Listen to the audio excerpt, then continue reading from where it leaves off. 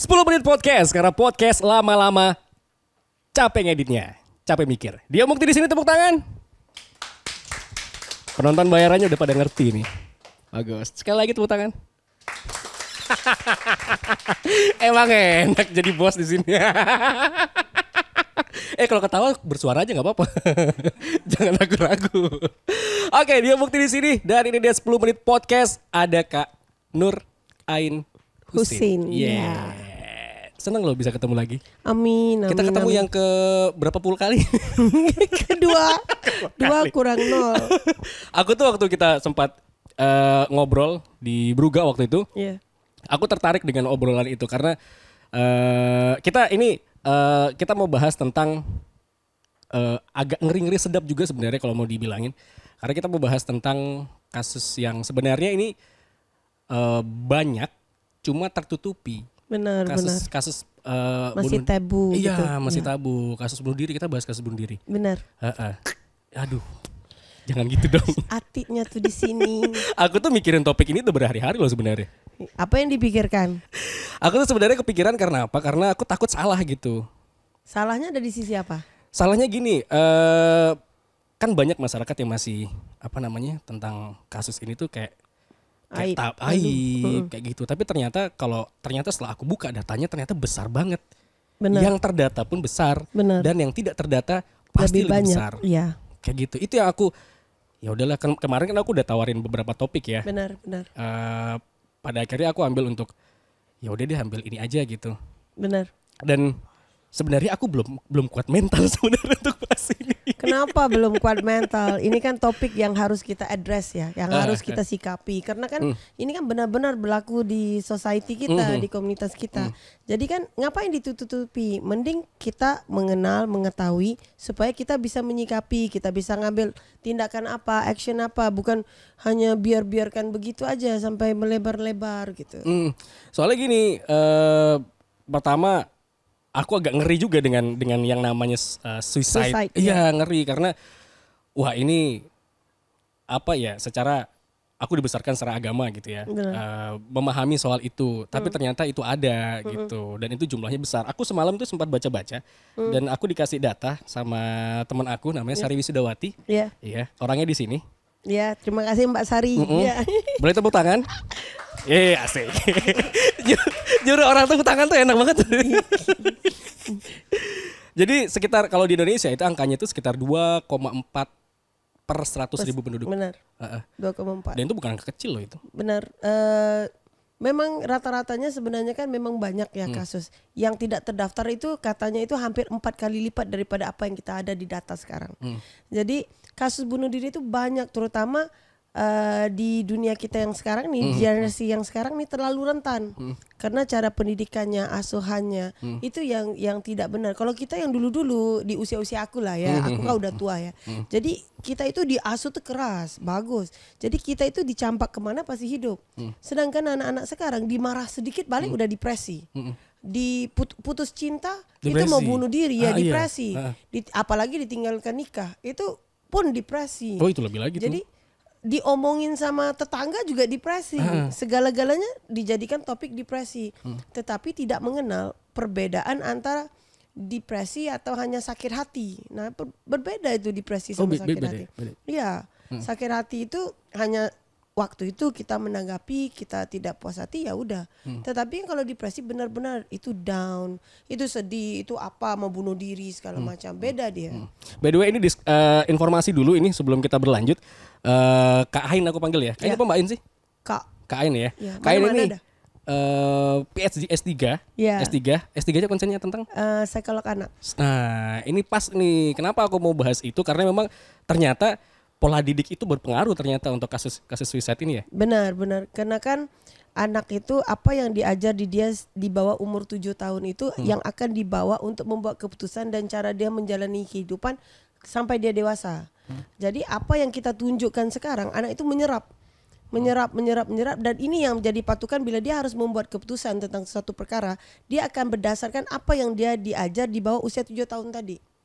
Nah, makanya itu pentingnya kita sebagai orang tua itu bagaimana mengasuh anak. Sekarang orang tua instan. Anak nangis, nah ambil HP. Tidak mau dia menangani, tidak mau dia menyikapi, tidak mau ditanya anak itu, kenapa kamu nangis? Masalahnya apa? Apa yang tidak kena? Bagaimana maunya? Tidak, dia itu cuma HP, pulang makan. Oke? Ini goreng nugget aja ya sama sosis aja ya. Tidak lagi dipikirkan bagaimana anak bisa makannya bergizi. Apapun yang dibuat asal-asal aja. Kalau orang dulu-dulu kan tidak. Orang tua kita yang dulu-dulu kan tidak. Diperhatikan anak itu mau makannya apa, bagaimana kehidupannya sehari-hari, aktivitasnya bersama anak. Sekarang kan tidak, asal anak itu, nah ambil dah HP sana. Nah itu kan cara yang tidak benar, tidak sehat. Kemudian orang tua yang komplain, iya anak saya tuh main HP aja. Tapi kan dia yang memberi. Kemudian dia bertanya kenapa anaknya tidak mau lepas HP. Dan ini merenggangkan hubungan dengan kekeluargaan. Dan orang tua sekarang juga sukanya itu mengadu atau sharing itu dengan anak-anaknya. Sehingga aku tuh sempat menangani beberapa kasus percobaan membunuh diri. Anak dari usia 14 sampai usia 18. Banyak. Itu tinggi loh kasusnya itu. Iya. Aku udah buka-buka ternyata angkanya justru malah di angka segitu tuh banyak sekali yang anak-anak usia seperti itu untuk kayak gitu. Benar. Dan antara kasus yang kami tangani, ada anak ini mau bunuh diri. Kita nanya dia, kenapa? Dia merasa kenapa kita harus lahir di dunia ini kalau kita tidak bisa membahagiakan orang tua. Maksudmu apa? Karena kan ibu saya harus menikahi bapak saya karena adanya saya. Jadi setiap hari ibu saya menangis, dia tidak mau menceraikan bapak saya karena saya ada. Jadi anak tuh merasa dia yang jadi salah. Penyebab berarti. Ya, kalau tidak ada dia kan ibu ini udah bahagia. Tetapi ibu itu kan merasa dirinya cuma, kalau tidak ada kamu udah saya ceraikan bapak kamu gitu kan ceritanya kan. Tetapi kan anak ini menanggapinya itu karena ibu saya menderita. Nah sampailah dia depresi, setiap hari dia melihat orang tuanya nangis, dia merasa sedih. Belum lagi kan waktu ibunya mengandung karena mungkin tidak suka sama bapak ini kan bawaannya itu emosional terus kan efek juga ke anak kan.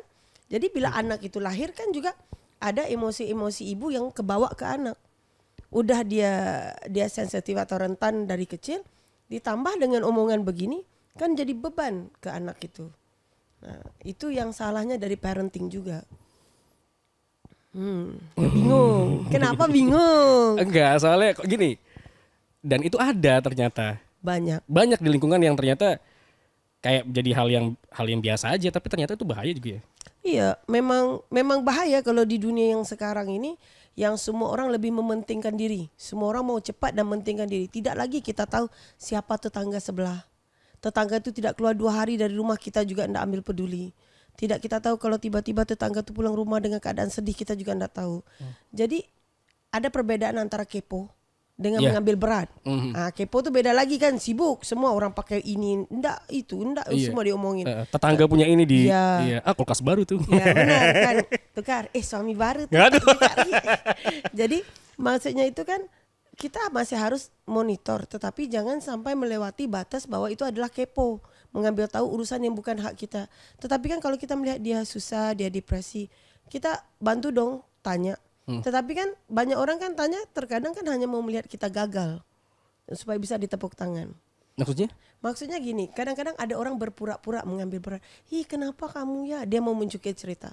Nah dirimu ini kena rentan, bukalah cerita ini. Ternyata kita buka cerita hanya untuk dia menggibahkan ke orang lain.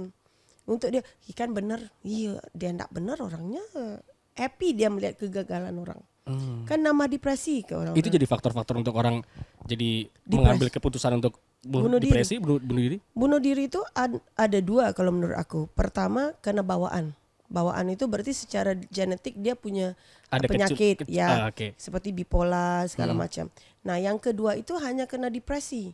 Depresi itu termasuklah putus pacar, gagal ujian, orang tua bercerai, sosial, tetangga bully. Itu semua contribute untuk membuat seseorang tuh mau bunuh diri. Nah, itu dua perkara yang membuat kasus-kasus bunuh diri terjadi. Yang terjadi sekarang itu bukan karena bawaan. Kebanyakan yang bunuh diri itu hanya sekadar environment yang tidak sehat, bully.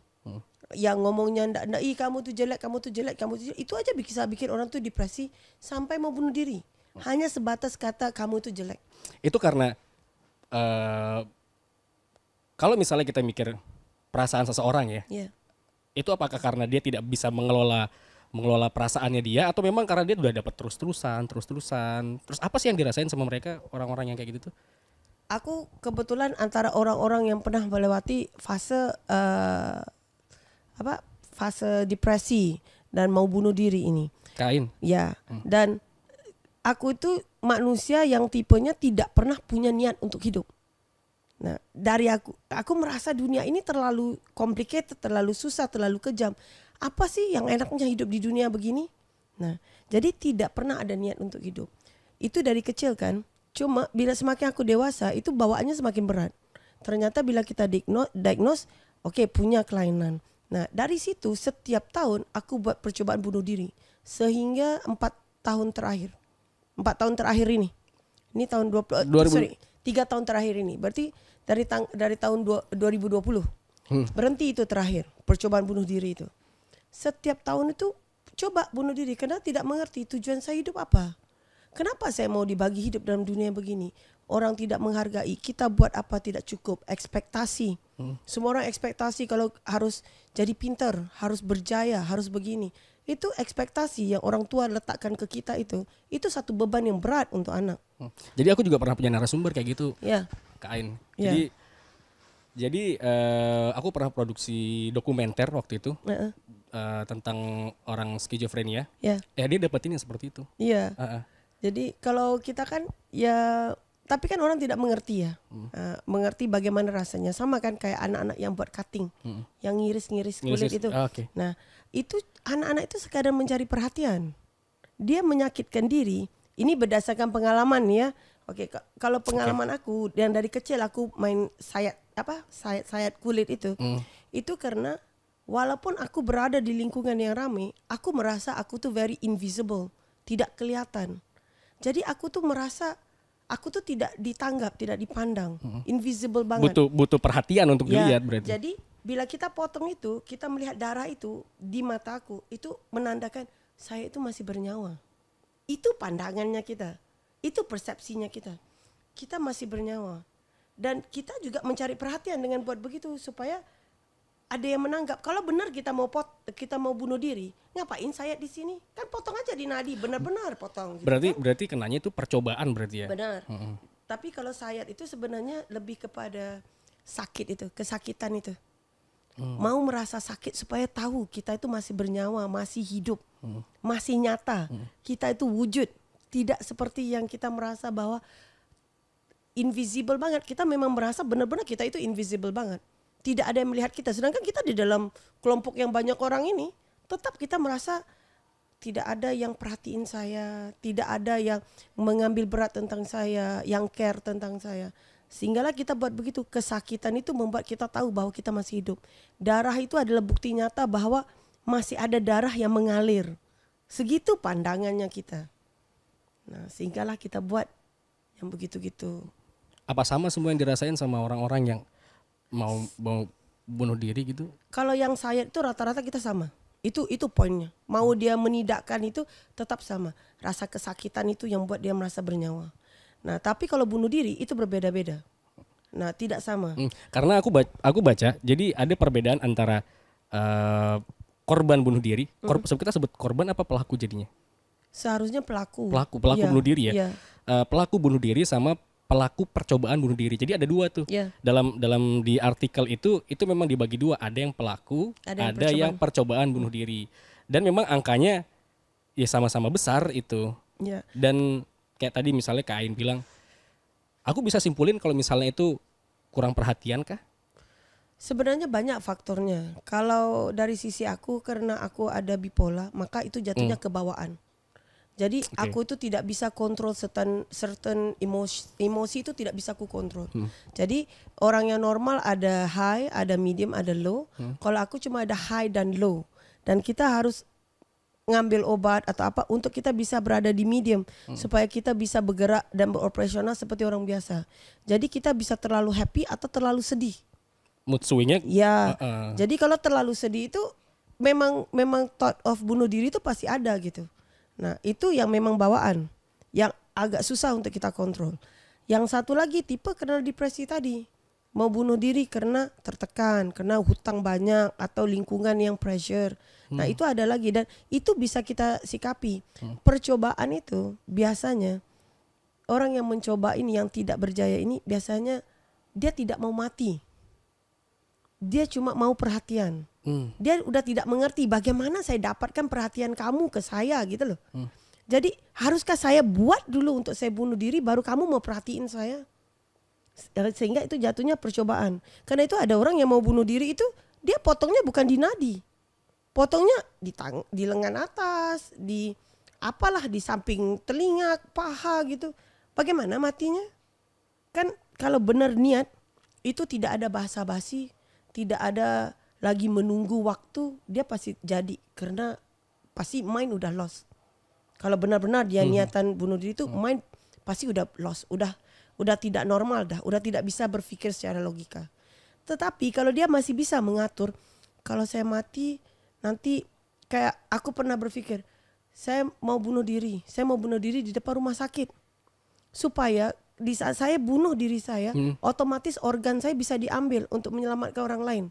Kan itu normal, masih normal pemikiran aku sehingga aku bisa berpikir begitu. Nah, niat itu ada, pemikiran normal itu ada, cuma tidak bisa dikontrol. Karena itu support system. Karena itu aku selalu bilang, orang-orang yang hebat itu bukan aku. Orang-orang yang hebat itu adalah orang yang bisa hidup dengan aku. Karena orang-orang ini harus bagaimana menangani aku, bagaimana mood swingnya aku, bagaimana tantrumnya aku. Itu yang buat orang-orang ini luar biasa. Dan kenapa sekarang 4 tahun belakangan ini aku berhenti? Kita mula buka sekolah, kita mula jalankan kerja sosial bakti. Sehingga aku menggunakan itu sebagai satu tanggung jawab yang besar untuk aku. Supaya aku bisa punya alasan untuk hidup. Kebanyakan kita tidak punya alasan untuk hidup. Untuk siapa? Ibu nak sayang. Pacar ndak ada. Suami ndak ngerti. Jadi kita merasa kita tuh sendiri. Padahal adik-beradik ada 10. Kakak abang ada 10. Tetapi kita merasa sendiri. Nah itu perasaan-perasaan yang kita rasa. Apa itu pola itu sama dengan oke, kita ngeliat sisi Indonesia nih, Kain. Apakah sama dengan juga di Malaysia? Kain kan dari Malaysia? Ya, sama. Rata-rata kalau cuma di sini itu terkadang aku merasa kalau orang itu sedikit aja mood swingnya, sedikit aja sebentar nangis, sebentar ketawa, terus divonis jadi bipolar. Ada yang vonis saya bipolar di sini.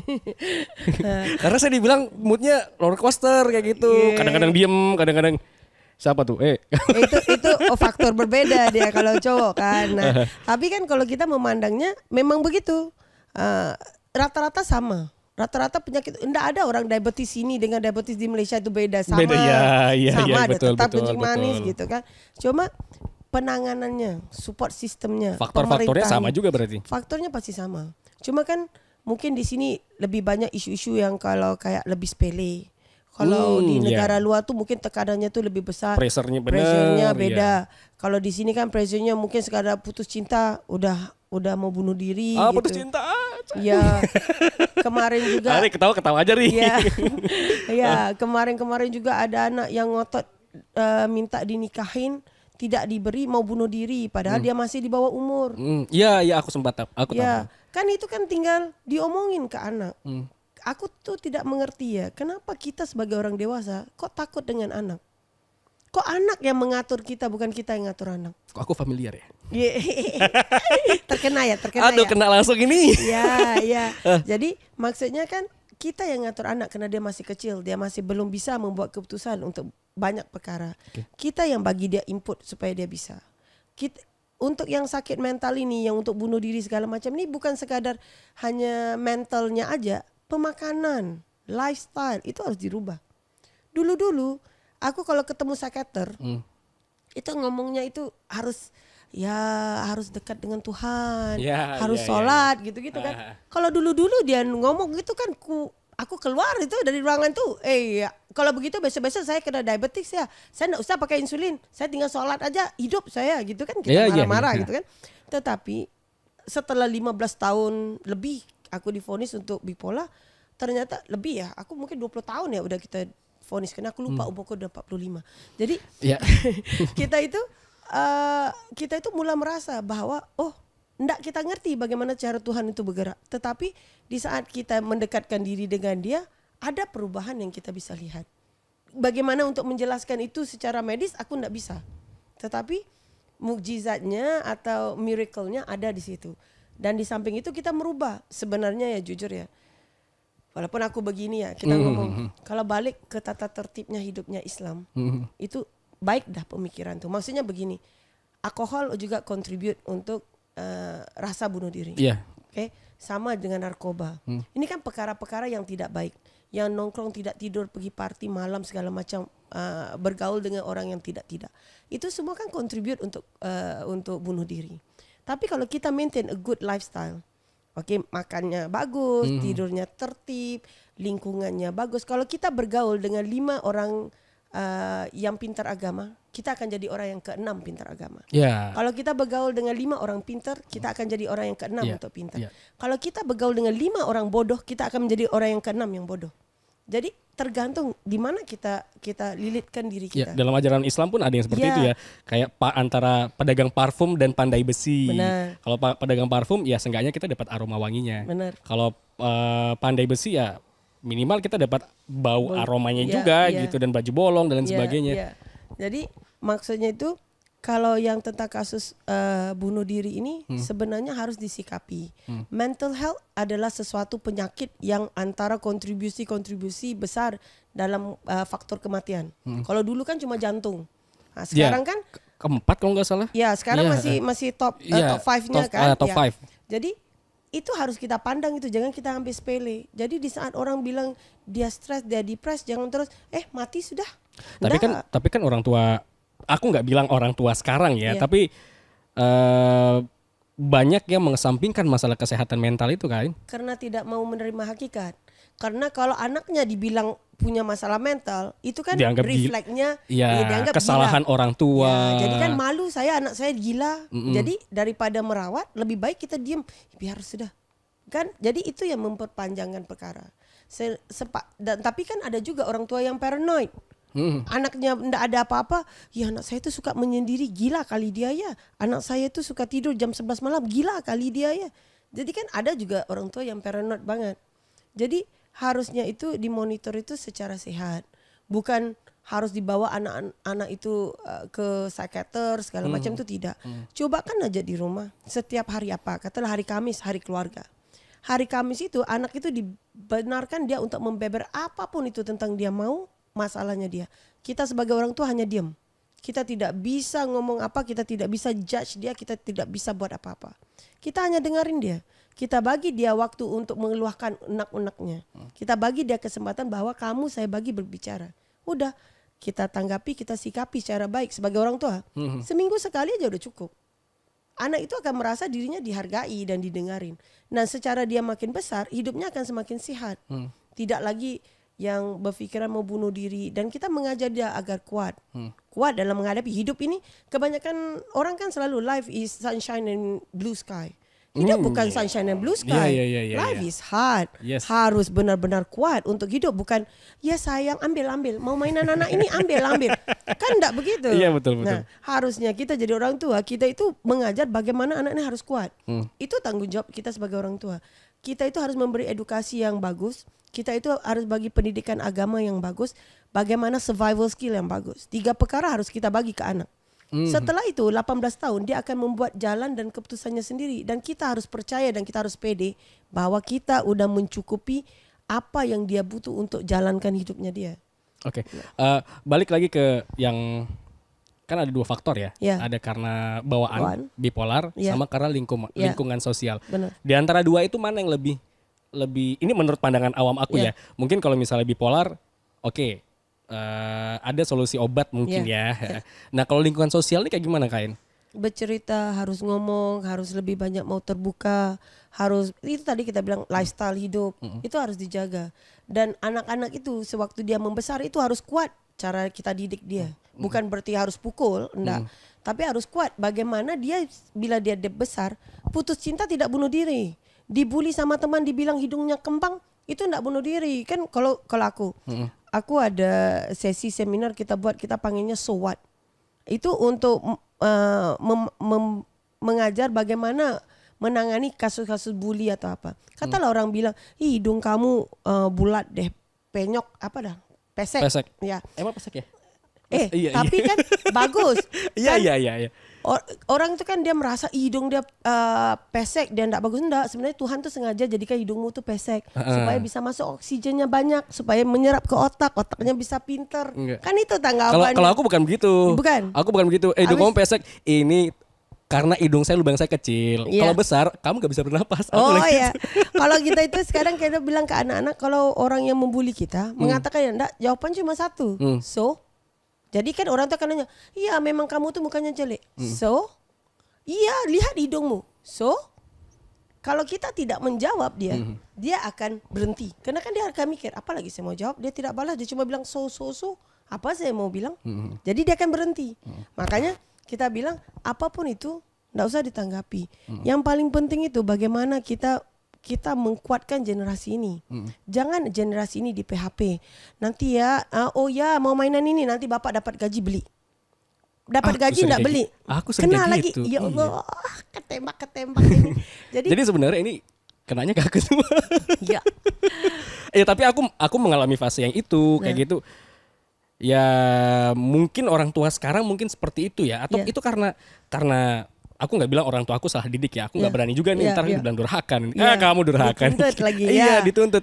Cuma sekarang mungkin karena mungkin orang lebih, karena mungkin faktor kayak media sosial semakin luas, era keterbukaan. Jadi apakah menurut saya itu lebih gampang untuk mendiamkan anak, tapi ternyata itu enggak juga ternyata ya. Enggak, jangan suka PHP. Oke, jangan, karena ini kan merusakkan pribadi anak di PHP. Nanti anak itu hilang kepercayaan, dia mudah tidak percaya ke orang. Karena orang tua sering PHP dia. Oh nanti saya beli, malahan tidak. Kemudian orang tua yang tidak mau mengecewakan anak. Jadi dia berjanji apa aja untuk tidak mengecewakan. Kan itu salah. Oh ya, mau beli apa? Pesawat. Ya, bapak beli besok. Daripada mana bapaknya mau beli pesawat ini? Iya, bukan Habibie. Ya, Habibie juga berpikir. Iya, Habibie juga mikir. Nah, jadi maksudnya aku tuh anak itu jangan di PHP, dijelaskan ke dia. Dijelaskan kenapa, supaya anak itu ada logika untuk berpikir. Tetapi di saat kita PHP, kita bohongin dia, lama-lama kan dia hilang kepercayaan. Bila dia dewasa, mau percaya orang susah, mau bergaul dengan orang susah. Karena tidak ada kepercayaan tadi. Nah, belum lagi nanti orang tua yang sering kritis, kenapa sih kamu pakai begitu? Coba kamu duduk yang rapi. Kan ada yang tipe orang tua yang perfeksionis. Duduk yang benar kamu. Ya, rapi kamu gini. Jadi anak itu dia besar, dia tidak pede. Karena segalanya yang harus dia buat itu udah dia diarahkan, disuruh. Oke. Anak perempuan, sampai ada nih ustadz yang pernah ngomong, aku pernah dengar. Dia bilang begini, anak perempuan jangan pernah dibagi pilihan untuk memilih baju katanya. Karena kalau anak perempuan itu dibagi pilih baju, nanti dia akan pilihnya banyak gitu gini. Oke, dia akan membuat keputusan, dia akan memberontak, dia akan memilih apa yang tidak. Tetapi kalau anak lelaki dibagi pilihan baju, dia pasti menyuruh ibunya yang milih. Nah, makanya itu ada perbedaan dua karakter di situ juga. Jadi memang dalam satu sisi kita bilang tidak bisa kita membedakan gender. Tetapi dalam satu sisi hakikatnya Tuhan itu menjadikan dua gender yang berbeda ini supaya memang ada perbedaannya. Bukan ada persamaannya, ada perbedaannya. Jadi bagaimana kita mengasuh anak perempuan dan bagaimana kita mengasuh anak cowok itu berbeda. Karena itu masalah yang banyak yang terjadi sekarang ini juga berperanan karena anak cowok tidak bisa memimpin. So, ibarat begini, how to teach a boy to become a man. Anak cowok tidak bisa memegang peranan sebagai pemimpin. Mereka itu malah melemparkan kepada cewek. Di saat cewek memimpin, dia besar kepala. Karena sekarang dia merasa dia mandiri. Yang dulunya dia merasa dirinya lemah, harus bergantung kepada cowok. Karena tidak bisa bergantung kepada cowok, dia berdiri sendiri. Di saat dia berdiri sendiri, sekarang dia bertanya, kenapa saya butuh kamu? Untuk apa? Melahirkan kamu tidak bisa, kerja kamu tidak bisa. Apa yang saya butuhkan kamu? Di saat itu berlaku, nah berlakulah kita masalah yang banyak-banyak ini. Kita boleh ganti topik gak ya? Kayaknya topik ini menarik, cuma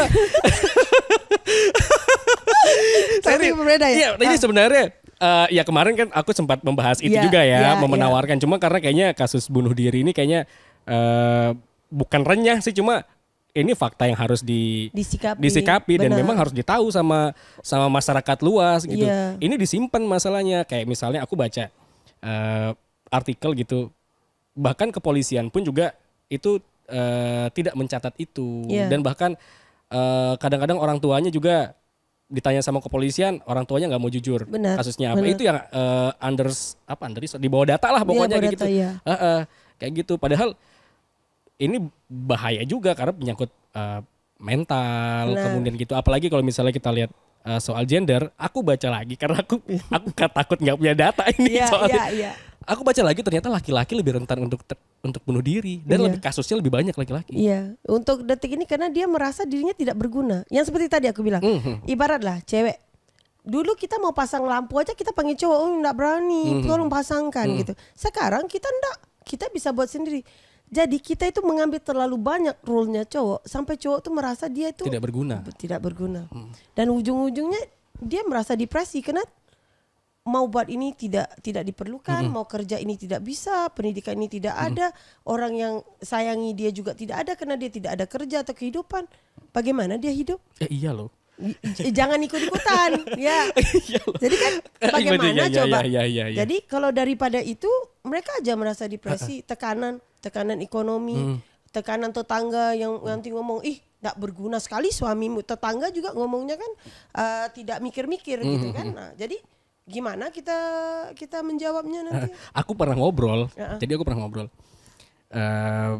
sama salah seorang psikolog lah gitu ya. Jadi aku ngobrol tentang kasus gangguan jiwa lah. Iya. Dan banyak faktornya. Aku tanya, kok bisa laki-laki gitu? Padahal sebegitu banyaknya, kalau misalnya kita lihat media sosial nih Kak Ain, sebegitu banyaknya kayak apa sih? Cewek selalu menunjukkan tentang cewek selalu begini. Jadi aku ngerasa, loh cewek lebih pantas, tapi ternyata datanya terbalik. Dan aku tanya, itu kenapa? Dia bilang itu pertama kenapa laki-laki lebih banyak ODGJ dan pada akhirnya mengambil keputusan untuk bunuh diri gitu. Karena pertama ekonomi, tekanan sosial, stigma laki-laki yang harus kuat. Ya, terus kemudian yang keempat itu adalah dia nunjuk dirinya sendiri. Wanita, dia bilang gitu. Salah satu faktor terbesar yang membuat laki-laki pada akhirnya mengambil keputusan untuk bunuh diri, dan bahkan ternyata kalau laki-laki mengambil keputusan itu dia lebih siap dan dia lebih matang dan itu tidak ada kata ragu. Dan sukses untuk itu. Karena kalau udah niatan banget, itu tidak ada lagi mau nulis, mau apa lagi itu tidak, udah. Jadi kalau masih berpikir, masih ada hesitationnya, itu belum ready dia. Dan salah satu lagi kenapa laki-laki yang lebih cenderung bunuh diri, cewek ini suka ngoceh, suka gosip. Jadi bagaimana dia punya masalah, dia suka ngomong. Jadi kadang-kala kita punya masalah, yang kita mau hanya tukang dengar, bukan tukang bagi kita solusi. Jadi kalau cewek udah didengarin, dia udah 50% udah kelar dia.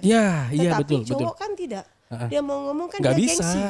Dibilang banci lah, gitu, cengeng lah. Jadi kan dia juga ke siapa dia mau ngomong? Mau ngomong ke orang dekat seperti istri, nanti istri menganggap dia lemah. Kamu lemah. Jadi jatuh marwah dia sebagai seorang suami gitu kan. Jadi dia enggak ada siapa-siapa tempat pelampiasannya. Jadi karena dari kecil anak itu udah diajar gini. Ibaratlah kalau anak kecil nangis, kita biasa, ih burung, meja gitu. Pesawat minta uang. Gitu. Tetapi kan dia tidak pernah pergi ke anak itu, berhenti. Kenapa nangisnya? Apa? Maunya apa? Diomongin. Jangan, kan kebanyakan kita kan melarikan permasalahan kenapa anak ini nangis. Tidak pernah kita mau tanya anak ini kenapa kamu nangis. Oh jajan. Tetapi kan kita nanya, dia nangis kenapa? Mungkin karena dia mengantuk, mungkin karena dia marah. Kenapa kamu ditinggalin sama ibu? Ditinggalin sama ibu kan ibumu pergi kerja. Kenapa harus nangis? Nggak usah pakai nangis. Nanti habis kamu belajar, ibumu datang ngambil. Nggak usah kamu nangis. Kita jelaskan ke dia supaya dia mengerti bahwa oh ini permasalahannya, ini solusinya. Daripada kita membiarkan dia lari. Kalau anak dari kecil, cowok atau cewek, kita benarkan dia untuk mengekspresi diri. Bila besar kan paling lah kita bisa lah dapat 20% yang bagus untuk bisa ngobrol. Jadi kita bisa lah reduce 20% orang yang mau bunuh diri gitu. Karena tidak terkeluar unek-uneknya. Nah. Oke. Ini mungkin untuk yang dengar mungkin yang udah dewasa lah, udah berkeluarga begitu. Ini mungkin bisa jadi pembelajaran untuk teman-teman yang rawat anak nanti ya. Benar. Nah, sekarang gini. Ini kan yang besar sekarang kan yang kasus ini kan orang-orang yang sudah dewasa. Nah, gimana cara memperbaiki itu, Kak Ain? Oke. Biasanya kan aku biasanya tidak pernah mau menggunakan sebagai psikolog. Aku tuh ketemu orang biasanya kita panggilnya life coach atau performance coach. Okay. Life coach ini berarti kita itu menceritakan dia itu secara realitas hidup. Jadi katalah ada anak datang, ada remaja lah datang ke aku. Saya sedih, saya mau bunuh diri. Kenapa? Pacar saya tinggalin saya, dia selingkuh dengan orang lain kemudian dia nikah. Kita menanggapnya ini, apa ini perkara begini kamu mau bunuh diri, masalah dunia banyak lagi. Nah, kalau dengan psikolog kan mungkin dibicarakan cara adem. Kenapa? Apa yang buat kamu sedih? Nah, kalau dengan aku tidak. Aku terus ngomongnya. Lalu dia tinggalin kamu tidak percaya Tuhan. Bahwa Tuhan menyiapkan kamu jodoh yang lebih luar biasa. Kamu tidak sadar kalau kamu menangis begini. Apa dapatmu? Kamu mau menangis silakan. Tetapi ada batasnya. Jadi kita itu tidak lagi bagi nasihat. Karena kan kadang-kala kan kita jengkel nih. Kita udah ada masalah. Kita udah tahu solusi. Tetapi kita diceramahin. Daripada kita dibagi realitas hidup. Jadi banyaknya yang datang ke aku tuh kita terus duduk. Ngapain nangis Kak? Untuk apa? Nanti lama-lama dia sadar. Dan kebanyakan orang yang selalu ngomong dengan dia tuh, ya sabar ya nak ya. Gitu kan? Jadi dengan aku tiba-tiba, nangis ngapain? Sempuk nanti gitu kan. Nggak sadar kamu, mari sini. Gitu sudah kan? sasak banget nih. Ya. Jadi nanti kan anak itu kan secara otomatis sadar dia sebentar. Kemudian baru kamu cerita, untuk apa Kak? Kau pikir kamu itu begini, kamu tahu diri kamu bagaimana? Baru kita masukkan input itu karena dia udah sadar. Itu aja yang bisa kita lakukan untuk anak-anak yang depresi ini biasanya cuma hanya untuk talk, hanya untuk bagi dia waktu untuk dia hilang depresi ini. Maksudnya bukan kita bagi 3-4 bulan. Kita bagi dia berapa hari. Oke Kak, you want to cry? Cry. Tetapi there is a guideline, ada time frame. Habis itu, let's move on. Life is not easy. Kita keep on telling, life is not easy. Kalau kamu merasa ini udah susah, banyak lagi. Kamu belum ada anak, kamu belum jadi orang tua, kamu belum harus menanggung keluarga, banyak lagi perkara. Jadi kita itu yang tadinya anak yang dari kecil di PHP oleh orang tua, sekarang kita bagi dia realitas hidup. Nah sekarang pandangan hidupnya akan berubah. Yang dari tadinya merasa apa dia mau dia harus dapat, hidup itu sunshine and blue sky. Sekarang kita bagi dia, ini loh kehidupan, this is life. Stop all this nonsense. Hidup Kak sekarang. Oh orang tua saya bercerai, jadi saya itu tidak pernah dapat perhatian. Kakak umurmu itu udah 20 tahun. Stop with this perhatian. Orang tuamu udah buat kesalahan yang kamu tidak bisa perbaiki. Sekarang umur kamu udah 20 tahun. You got to move. Hidup kamu baru bermula. Traumamu udah jadi. Masalahmu udah jadi, hancurmu udah jadi. Tidak bisa kamu ngapa-ngapain. You got to learn and move. Nah itu bedanya reality. Harus sadar dulu berarti ya? Ya, jadi harus kita, bagi dia sadar, ini loh, stop crying, apa ini? Banyak lagi orang yang lebih susah dari kalian. Kayak ada anak yang ibunya mengandung sebelum dia dilahirkan. Sebelum ibu bapaknya nikah. Ya, jadi dia merasa, kenapa saya dilahirkan? Kemudian aku nanya dia, kamu tahu enggak orang tuamu masih merawat kamu sampai sekarang, sampai kamu mau masuk universitas itu masih mereka yang bayar. Apa kamu mau kamu dibuang di sungai sewaktu ibu melahirkan? Apa kamu mau kamu digugurkan? Apa kamu mau kamu dijual? Mana yang lebih bagus? Dirawat dengan orang tua yang kamu merasa kamu membebankan atau kamu dibuang di sungai? Jadi baru dia belajar bersyukur menghargai orang tuanya yang tadinya dia merasa orang tuanya ini tidak mau dia bukan anak yang dibutuhkan gitu. Oke. Perkara simple sebenarnya. Tapi itu kan kalau buat mereka yang mau cerita. Yeah. Perempuan mungkin lebih mudah. Nah laki-laki kan agak susah untuk cerita. You be surprised. Aku banyak deh anak cowok yang datang bukan dari Lombok, Surabaya, Jakarta. Lebih jauh anak cowok ini datang untuk duduk dengan aku. Bersyukur loh. Dia duduk dan dia bercerita dan itu kasus-kasusnya dia itu lebih aneh-aneh gitu. Anak cowok kan aneh-aneh, enggak kayak anak cewek. Anak cewek paling-paling putus cinta lah gitu. Anak cowok ini ada yang aneh dah, pokoknya aneh dah kalau pemikiran anak cowok itu. Tapi tetap bercerita. Perbedaannya di saat kita disuruh ketemu dengan orang yang psikolog, pasti kan kita juga udah tutup diri. Protect diri. Ya, karena kita merasa kalau kita bercerita lebih, mungkin dia akan memvonis kalau kita gila. Otomatis kita akan nutup diri.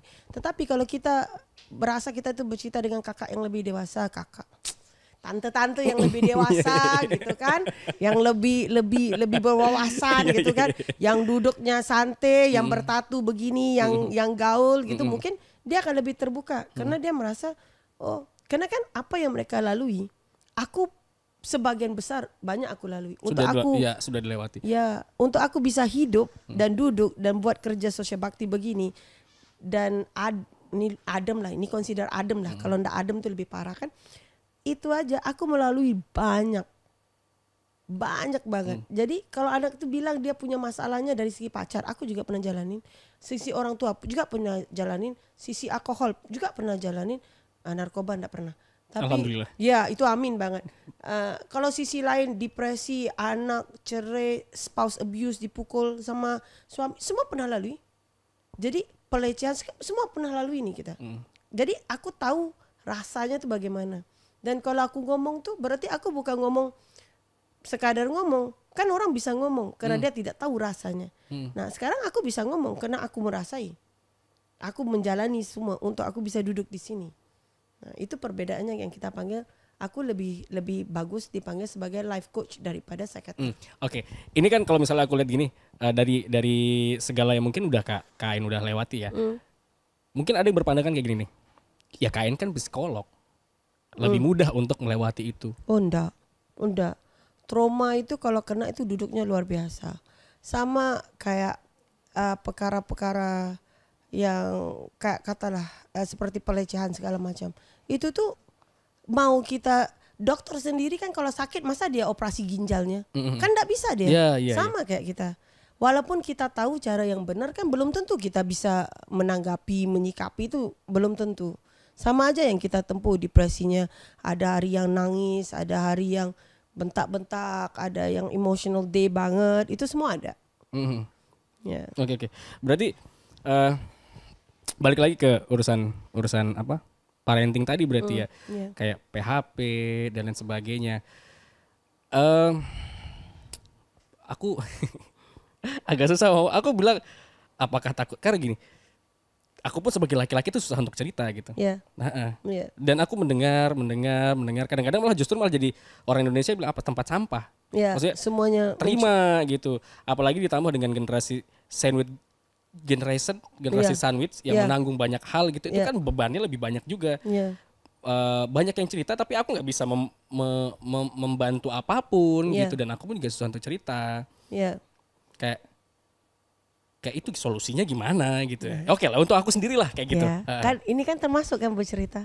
Tanpa dirimu sadari kan dirimu juga curhat tentang apa yang dirimu tidak bisa lakukan. Mama Dede. Jadi kan secara tidak langsung kan Anda membuka. Nah Anda bisa membuka karena tergantung situasi dengan siapa Anda yang ngobrol. Kan bukan semua orang. Makanya itu yang kita bilang tadi. Bagaimana cara penanganan nih? Pertama kalau dirimu tidak bisa membantu atau itu membuat dirimu lebih beban, henti dengar, close, tutup telinga. Karena badanmu, dirimu yang bisa ngolah. Berhenti. Kalau dirimu mau membantu, itu ada bebannya di situ. Aku pernah dinasihatin oleh satu ustadz. Dia bilang begini, Mbak, jangan bantu orang yang berhutang ini, karena nanti hutangnya akan jadi hutangnya Mbak. Kemudian aku bilang, kok saya mau membantu orang itu harus lihat-lihat. Oh Mbak, jangan ngambil anak orang ini. Nanti itu akan menjadi bebannya Mbak. Apa aja Mbak bantu orang, kesusahan orang ini akan jadi kesusahannya Mbak. Waktu itu aku tidak pernah nangkap. Tapi sekarang aku sadar bahwa, oh iya aku bantu dia bayar hutang. Nanti kan aku yang kekurangan uang. Secara otomatis itu kan akan membebankan aku. Aku ngambil anaknya dia untuk aku asuh. Secara otomatis kan aku punya tanggung jawab untuk mengasuh. Jadi kita itu selalu berpikir kalau kita tidak mampu, leave it. Sesuatu perkara di dunia ini, di hidup ini semua ada ketentuan Tuhan. Di saat itu terlalu susah untuk kita jalan, untuk kita lewati, berhenti. Karena berarti takdir kita bukan di situ. Walaupun kita mau banget bantu orang nih, tetapi setiap kali kita pergi rumahnya dia tidak ada. Mau kita ngantar beras dia tidak ada. Kita pergi lagi rumahnya mau ngantar uang dia tidak ada. Berarti bukan rezekinya dia. Pasti ada yang berbeda. Kita mau pergi melawat ini, kita baru naik pesawat, pesawatnya delay. Sampai di sana mobilnya mogok. Kalau terlalu banyak halangan, berarti bukan jalan kita untuk kita teruskan. Aku pernah dapat ini sih. Bukan wejangan sih. Kayak sebuah pilihan gitu. Dikasih take it or leave it. Ya. Yes. Dan dua-duanya aku mikir, aku take it berarti ya aku akan menjalani ini dengan seterusnya. Aku leave it pun juga akan menjalani itu dengan penuh resikonya. Nah, kalau aku selalu bagi nasihat, hidup itu harus ada 2 pilihan. Tidak 3. Kayak mau jadi miskin, sederhana atau kaya, tidak. Miskin atau kaya, sukses atau gagal, kanan atau kiri, cantik atau jelek, pintar atau bodoh. Di saat kita membagi opsi 2, itu lebih gampang kita membuat pilihan dan lebih jelas apa yang kita buat. Jadi bantu apa tidak? Bantu, udah bantu. Tidak, oke, tidak. Jadi tidak ada saya membantu tapi nanti kalau gimana ya ke depannya agak susah. Mungkin saya membantu tapi separuh-separuh. Mungkin bantunya dia butuhnya 100.000, mungkin saya bantu cuma 50.000. Jangan setengah. Mau, let's go. Nggak mau, let it be. Sama kan, take it or leave it gitu kan. Sama. Apapun itu dalam kehidupan dan di saat kita membuat keputusan itu live with it. Itu keputusan yang kita buat. Sikapi, tanggapi, jalan. Nggak usah kita ngeremon lagi. Nah, kalau kita masih kalau saya tolong nanti begini, nggak saya tolong nanti begini. Nggak usah, mau apa tidak, udah. Tapi kan memilih itu berat kan?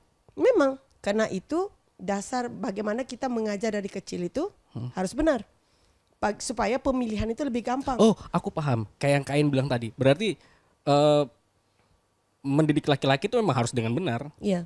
Mendidik perempuan juga harus dengan benar. Karena balik lagi ke keputusan tadi. Iya, jadi kan apapun keputusan itu dalam hidup. Karena itu kita bilang hidup itu tidak gampang. Yang tidak segampang orang bilang, begini. Karena kan harus ada keputusan. Harus kita membuat pilihan.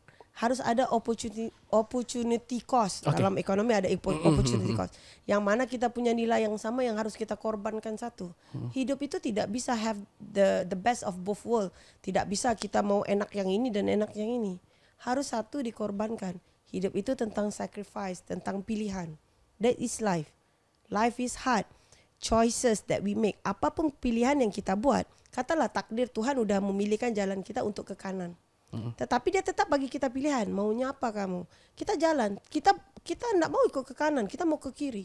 Tetapi kan ujung-ujungnya pasti balik ke kanan karena takdirnya udah di situ. Jadi ngapain nentang?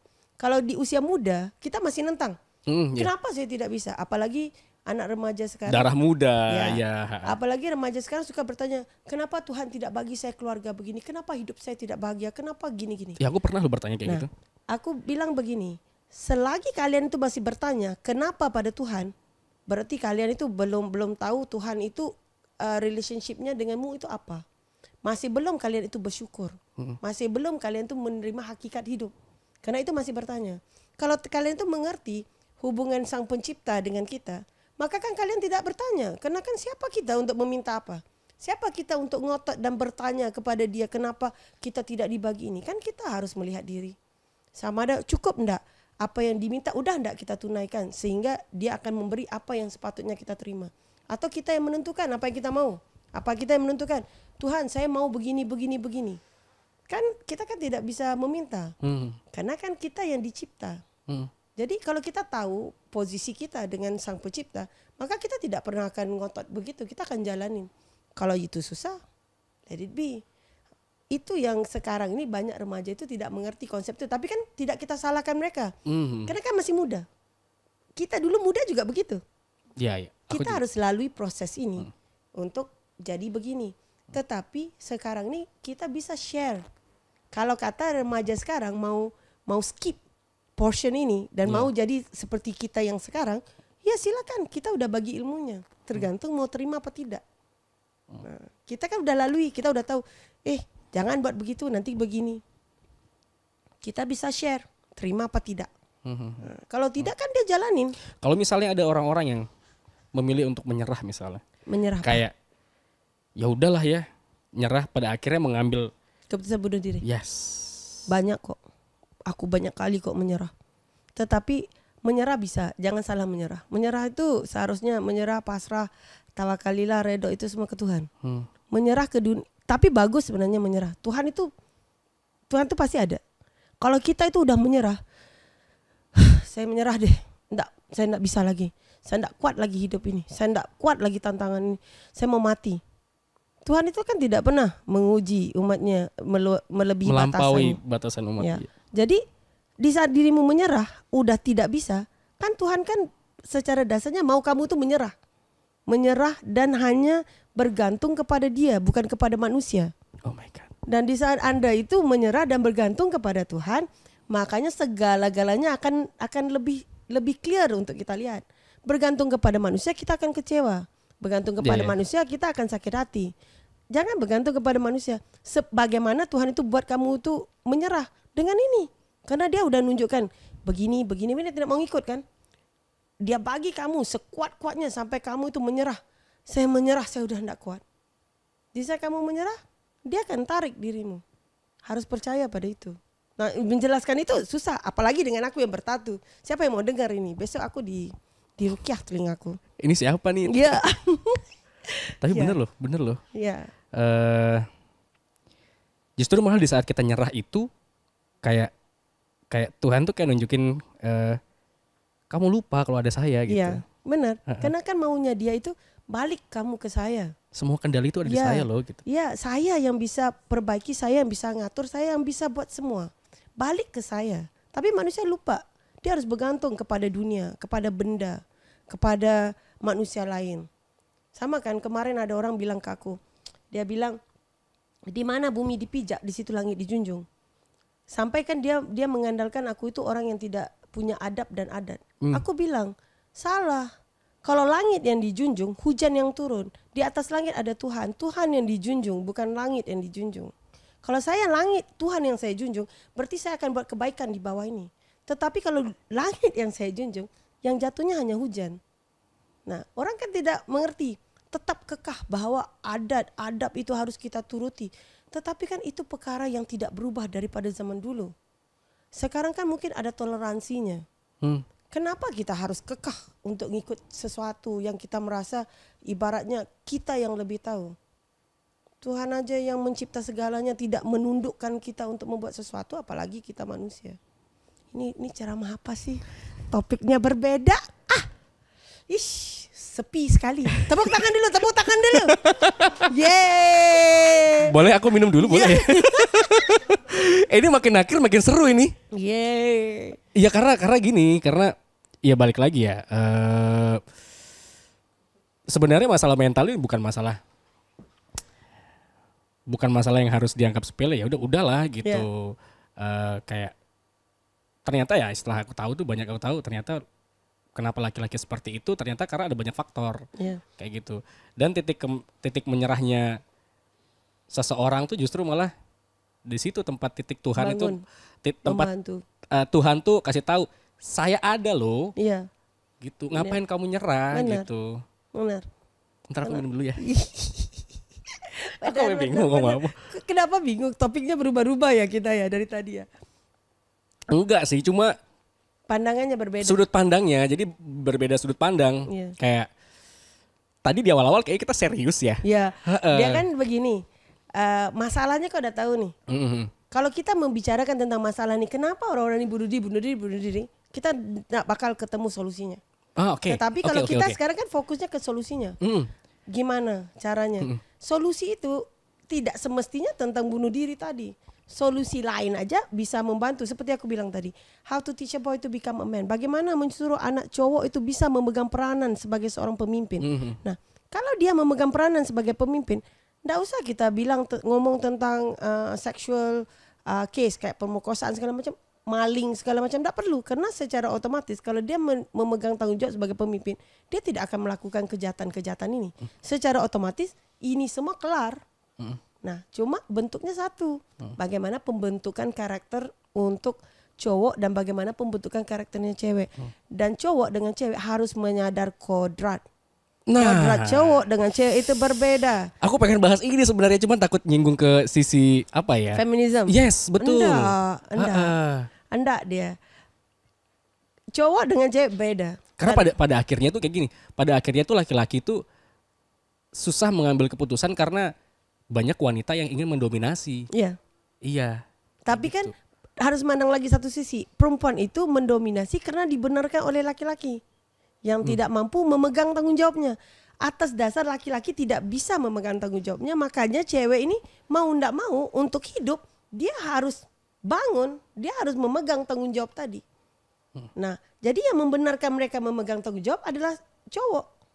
Jadi dalam satu sisi, dan di saat dirimu membenarkan cewek itu memegang tanggung jawab itu dan dia menjadi mandiri, dia akan ngomong, fungsi Anda apa?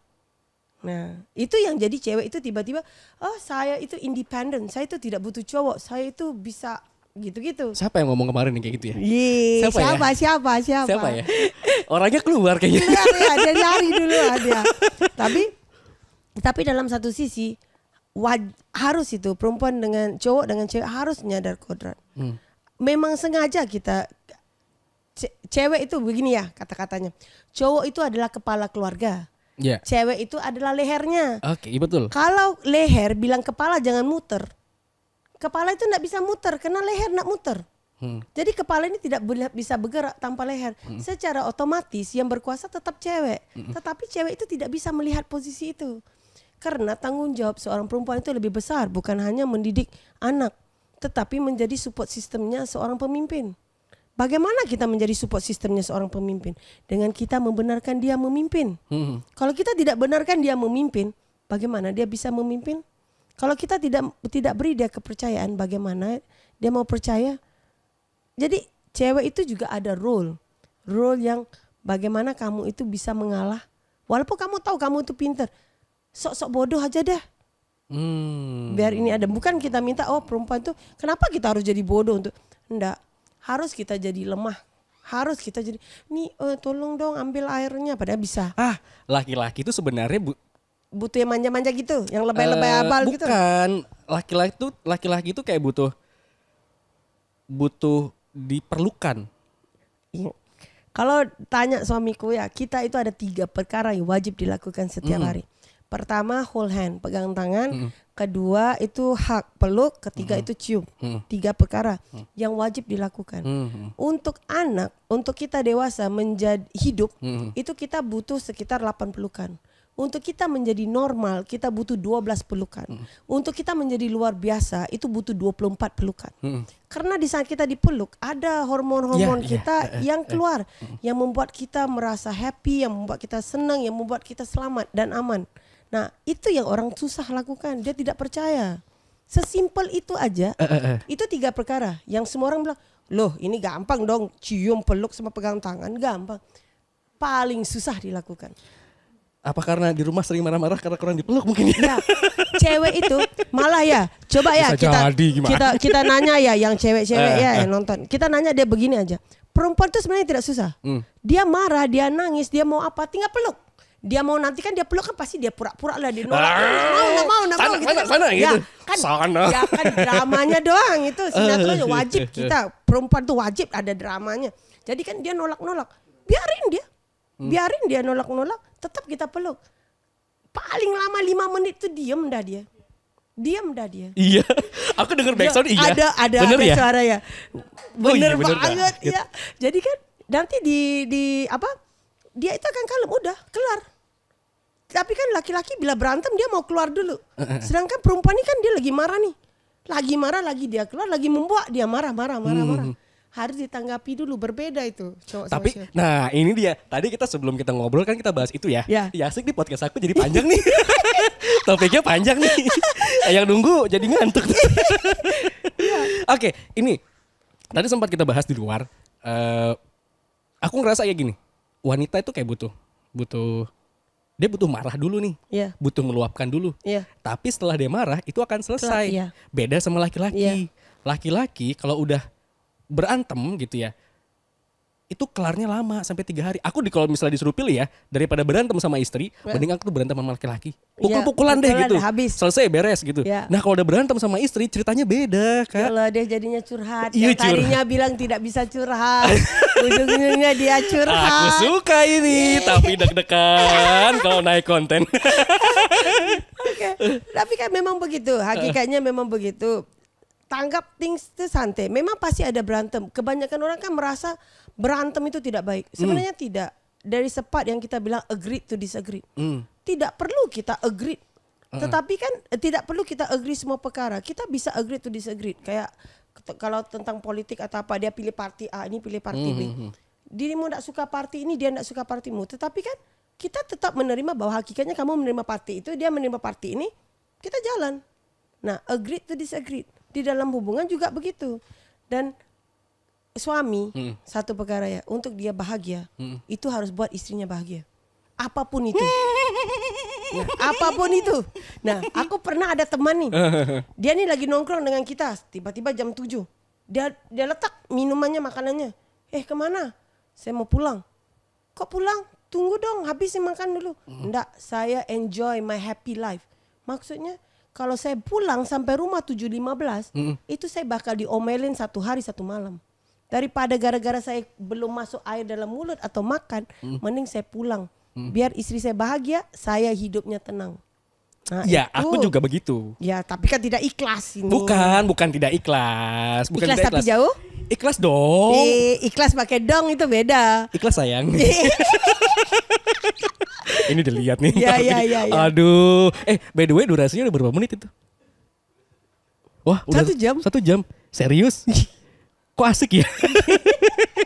Ini mendekati. Kayaknya aku pindah topik aja deh ya. Dia tukar topik baru. Iya, oke. Apa ya? Gini nih soalnya nih. Jadi curhat kan? Jadi mau curhat kan? Ya. Iya. Aku paham. Istri yang bahagia, suami yang bahagia adalah dari istri yang bahagia. Iya. Kalau istrinya happy, otomatis kamu tuh happy. Tapi kan gak gampang. Gampang, tinggal peluk, cium, hug. Peluk, cium, kiss. Peluk, cium, hold hand. Ya. Okay. Ya, gandeng, benar. Itu aja udah bikin dia happy. Kalau dia tidur malam dipeluk, bangunnya pasti happy. Kalau tidur malam yang seorang yang pandang kiri, seorang yang pandang kanan, itu paginya itu pasti bete. Iya. Segampang itu. Sebenarnya perkara itu simple, tetapi disitulah letaknya ego. Nah, nanti waktu dirimu lagi marah atau apa, mau ndak dirimu peluk? Nah, jadi kita nanya lagi, kamu tuh sebagai cowok pemimpin yang bagaimana? Pemimpin yang gengsi, tidak mau saya peluk karena saya masih marah dengan kamu, ataupun tetap kamu mau peluk supaya situasinya adem dan menyelesaikan masalah. Aku dipeluk, meluk langsung cubit masalahnya. Enggak apa-apa, kan sebentar aja. Kan enggak mungkin dia cubit-cubit lama-lama. Jangan senggolan, lempar pot juga. Jangan senggolan kaki, peluk-peluk aja, jangan pakai senggol-senggol kaki. Itu yang dicubit. Kalau tidak kan tidak dicubit. Oke. Iya. Oke, asik nih. Potongannya banyak nih. Oke. Kita ini beneran 1 jam ya? Udah 1 jam ya? Aduh, panjang nih. Panjang jadinya. Iya, panjang. Ya. Oke. Kita balik lagi lah ke topik bunuh diri sebelum kita tutup podcast ini. Gimana caranya kayak kita meredam kasus ini deh? Meredam kasus bunuh diri, mengurangi maksudnya. Mengurangi, oke. Kita kesadaran. Mengurangi. We do a lot of kesadaran. Sekarang ini kan kalau di Indonesia ini aja untuk kesadaran dan talk tentang depression, suicidal itu masih tabu dan masih kurang. Seharusnya kesadaran ini kegiatan-kegiatan bagaimana teman sebaya yang bisa membantu untuk menasihati itu harus ada. Family itu sebenarnya agak susah kita ngontrol. Biasanya kalau dirimu depresi segala macam agak kurang percaya sih biasanya sama keluarga. Tidak mau sama keluarga, pasti sama teman-teman. Dan bagaimana kita mengedukasi yang ramai ini, yang teman-teman ini untuk supaya tidak salah menjelaskan kepada temannya itu bagaimana menangani. Dan seharusnya di setiap universitas, di setiap area-area tertentu selalu ada kelompok-kelompok support begini yang duduk kayak setiap hari Senin kita duduk kayak Kalau di luar negeri kita ada kayak AA meeting itu. Jadi kita duduk itu bercerita. Jadi sesi curhat gitu. Nah, jadi orang buat stand up comedy, kita bisa buat stand up curhat. Oh, okay. Duduk satu kelompok bercerita. Satu orang membuka, satu orang pasti membuka. Karena merasa kok sama ya dengan hidup saya. Dia membuka. Ini membuka. Lama-lama kan ini circle ini yang kita benarin. Pelan-pelan itu akan hilang. Tetapi ini penyakit yang bakal berterusan. Karena kita tidak bisa merubah masyarakat yang besar. Betul itu. Susah untuk merubah itu. Ya, makanya dia akan berterusan. Yang bisa kita buat ialah kita bisa duduk sebagai support system.